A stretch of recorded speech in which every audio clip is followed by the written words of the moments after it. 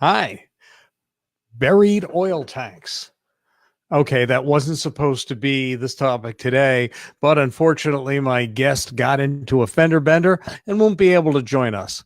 So, we're going to talk about buried oil tanks. But first, let me introduce myself. I'm Ed Weinberg. I'm an associate broker at Keller Williams in Trumbull, Connecticut, and an investor. I've had rental property, I've bought property, redeveloped it, then sold it.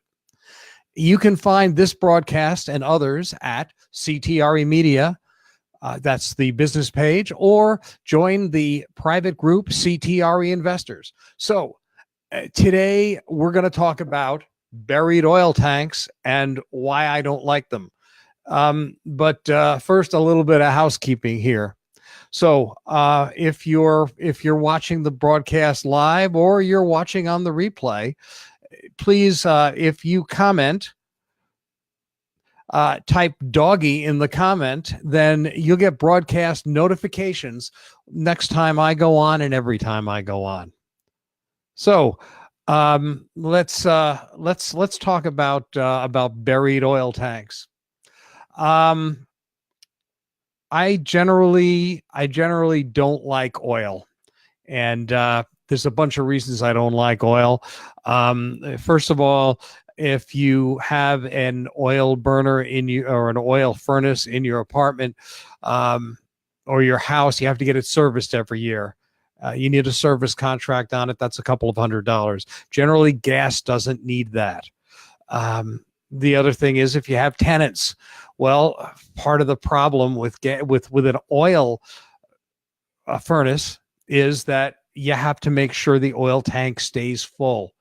The oil tank runs out, it's likely to need a service call, and that service call is going to cost money.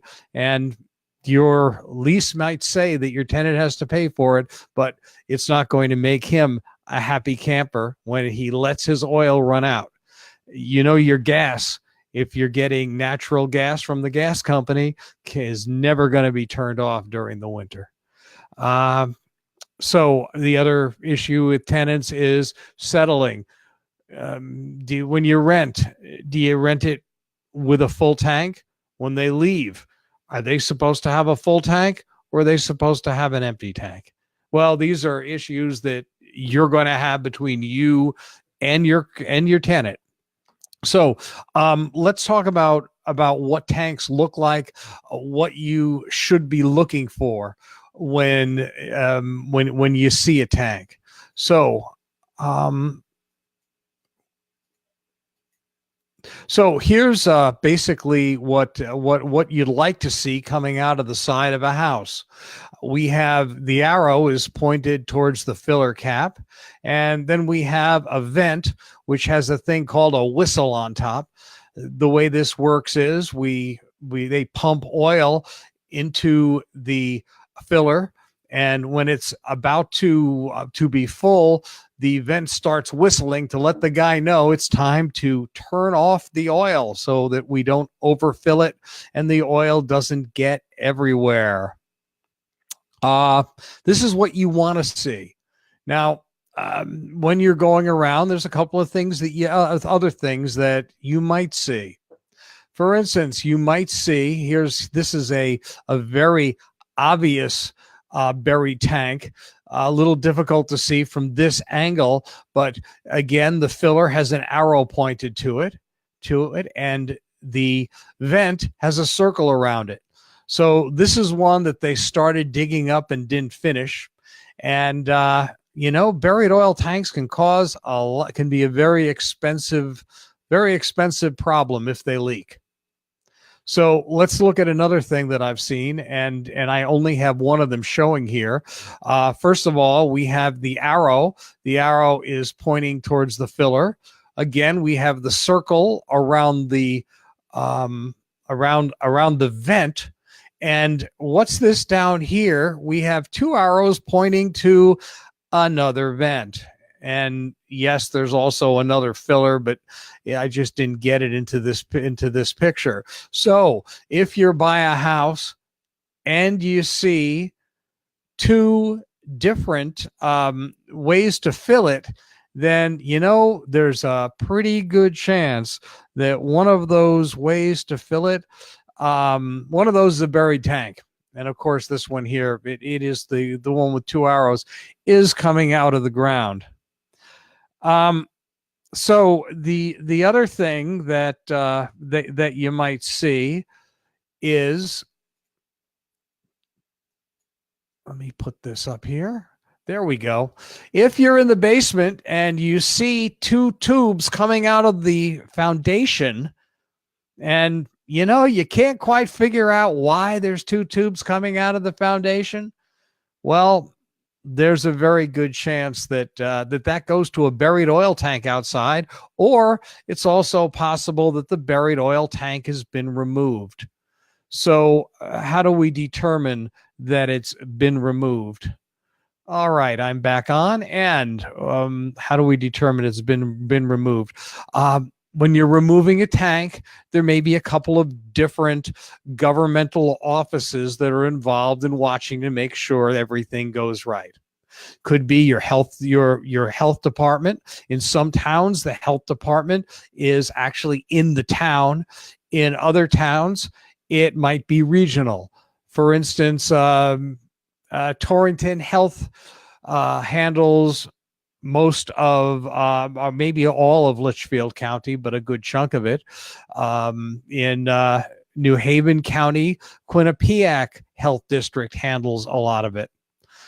The other governmental organization that might be involved is your fire marshal.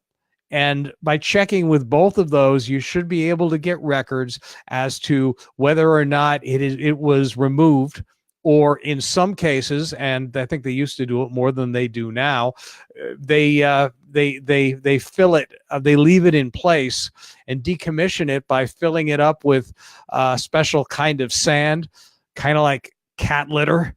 So first thing they do is they pump out all the oil, and then they fill it with a special sand to absorb it. So what does this process cost? Well, generally, pricing that I've seen started about $3,500 to pull a tank out of the ground. When they pull it out of the ground, they're going to do a certain amount of testing. They want to make sure there isn't a leak. So they're going to, what I'd like to do if I see one in the ground and it's a house I'm interested in buying, I'm going to want to go and make sure that there isn't a leak. If there is a leak, you have no idea how far it has gone. It could just be below the tank. And how far below the tank? Well, nobody really knows. The only way to find out is to continue to dig. The oil could have dripped out of the tank, hit something like ledge that isn't going to absorb it or allow it to go further, and then it could go off in any direction. If you own the property, you're responsible for everywhere that oil got, and you're responsible for the cleanup. Could have hit ledge and gone into your neighbor's yard. You might have to dig up a good deal of your neighbor's yard and then replace it with clean dirt. That's when it gets really expensive. So what you really want to do if you're buying a house that has one, you're going to want to make sure that there isn't a leak. So you'll talk to a company that is that removes them, and what they do is they take samples, and by going in at an angle, they can even take samples usually from beneath the tank. You want some samples beneath the tank. After they pick up the tank and get rid of it, they're going to take additional samples to make sure that everything is clean. So, well, what else can we say about oil tanks? A house with a buried oil tank is much more difficult to sell. So now we know what we do, and we know how to take care of it, and we know how to find out if it's really an issue. Since we have all this knowledge, that means we can go buy the house that has the buried tank when most investors won't. So if you like what you're seeing, we could certainly give me a, let me see. We have some comments here. And let's see. Hi, Tish. And uh hello, there we go, Tish. And what Tish has done is she's written doggy, and if and as we said before, if you type in doggy, I'm gonna let you know every the next time I go on, and every time we go on. And please leave comments. If you're watching this on the replay, leave me a comment too, because if you don't leave me a comment or a like, I'm just not going to know you're here. So again, sorry that our regular guest couldn't make it. He had a fender bender and won't be joining us tonight.